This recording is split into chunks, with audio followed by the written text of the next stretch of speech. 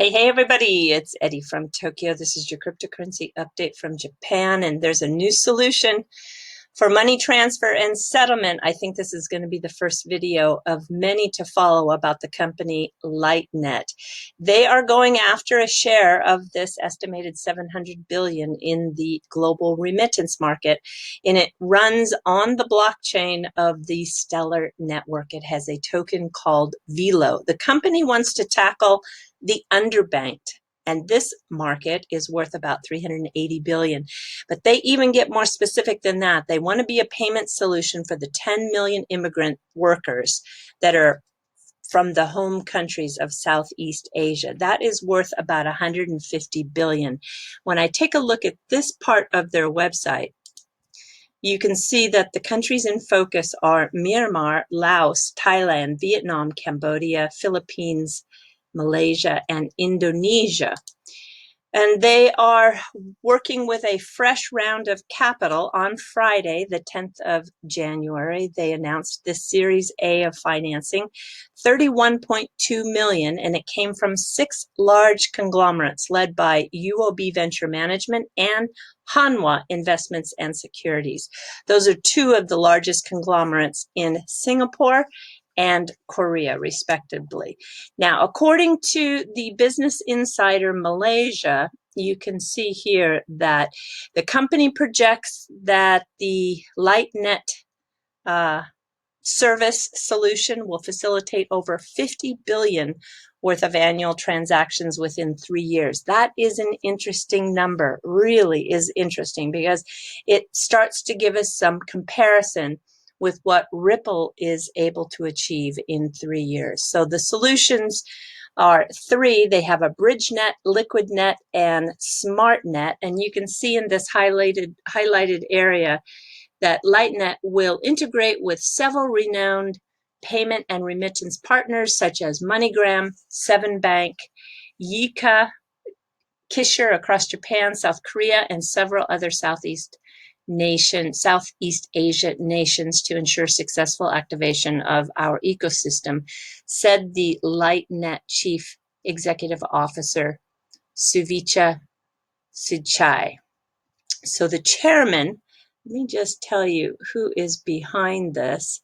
He is, well, a very mysterious guy, actually. He is one of the largest conglomerates in Asia and the largest in Thailand. He has dozens of businesses that span across 30 countries, mostly in China and Japan. He's the sole owner of all 7-Eleven stores in Thailand. He bought Fortune magazine too, if you remember, for 150 million in cash just recently. And then the vice chairman, which is shown here in the middle, this is Aru Nanond Chai. He is a Stanford grad and he calls himself a full-time deal maker. His LinkedIn is full of jobs. He's been an investment banker for HSBC. He had done a summer associate position when he was very young with McKinsey. He's worked for the Harrah's Entertainment Group, AIG Global Investment Group. He's an owner of a restaurant in Shanghai. He did some hotel AMA help for his wife, and he also calls himself an angel investor. And you can see also in their advisors, not surprising since it's on the Stellar network, we have Jed McCaleb. And also David is also one of the chief developers of the Stellar network as well. So I think we are going to see some very interesting developments occur in this space. The main platform is completed, and the first transaction should be by the end of the first quarter 2020, according to their timeline. And you can see that there is no mention of lumens. No, it's Velo. And Velo is a token that you'll be able to buy on an exchange. I can take you to the website here, which is at velo.org. You can buy it from an exchange, you can borrow it from Velo Labs, or the Velo Labs will give the Velo token for market development. They're going to also use liquidity providers. If you follow this link here, there is a short version of their white paper, and it looks something like this, where you can see the token name is Velo. The supply is going to be capped at 30 billion. They have an initial circulating supply of 200 million. They're also going to have a portion of it allocated through an auction. 200 million will be done that way. You can see in the purple here that 33% of the token supply is going to go to the founder. So you can see the entire breakdown here of how the token supply distribution will be.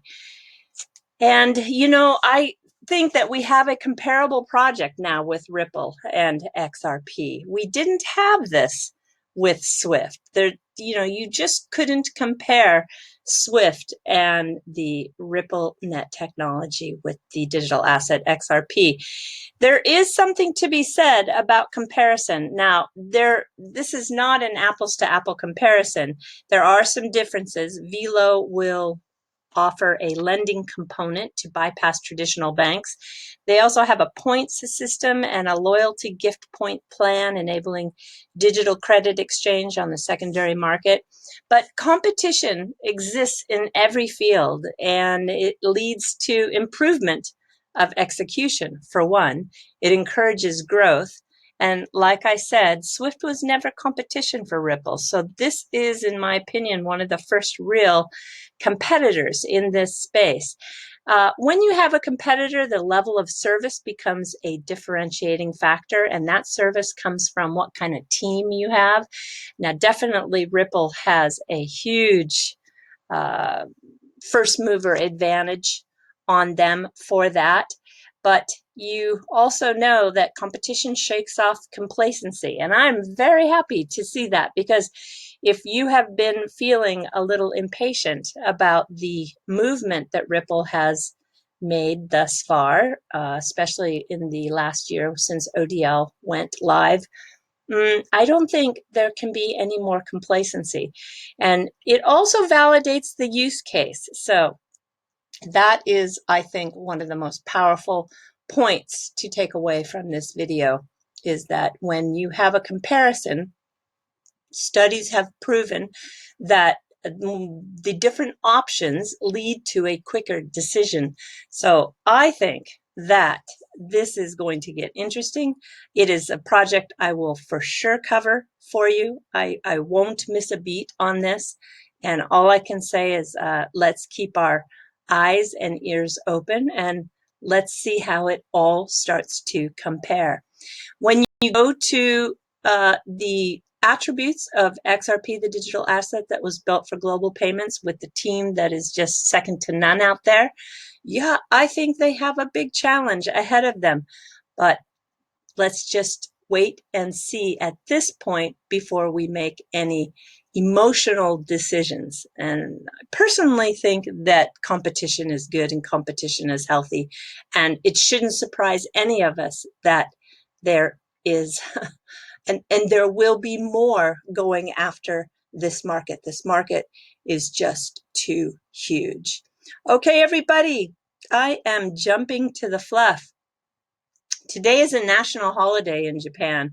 It's called Coming of Age Day, and it is when the 20-year-olds in Japan become officially an adult, and they have a big celebration, and there are these girls everywhere, all over the country, not just in Tokyo, all over the country, who dress up in these beautiful kimonos, and they have a whole day of celebration, as well as listening to speeches from senior teachers who give them kind of words of advice. And then it's a big milestone for the young adults who are going into their adulthood and being recognized officially as an adult in Japan.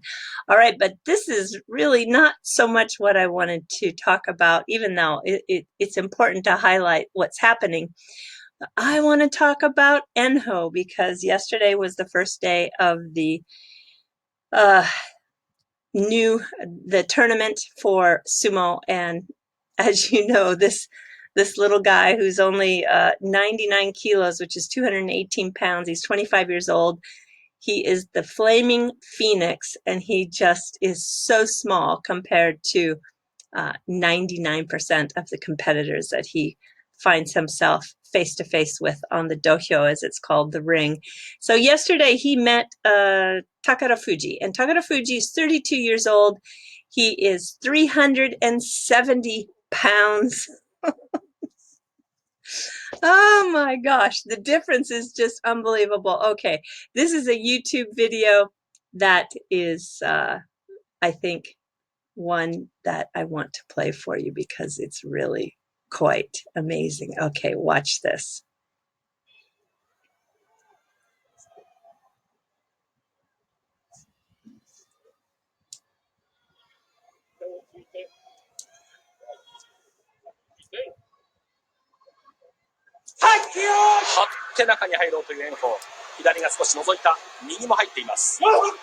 Look at the size difference.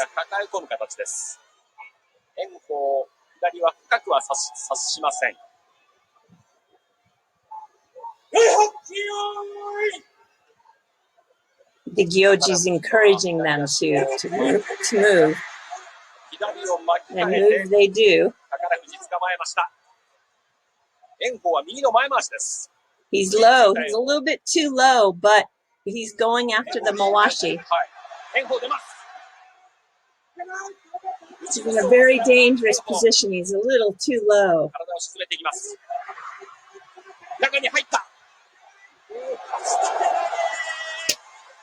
Unbelievable, right? Unbelievable. Yeah, he flipped him. He's got technique that's just so exciting to watch. Okay, everybody, do take care. Sayonara for now. Bye-bye.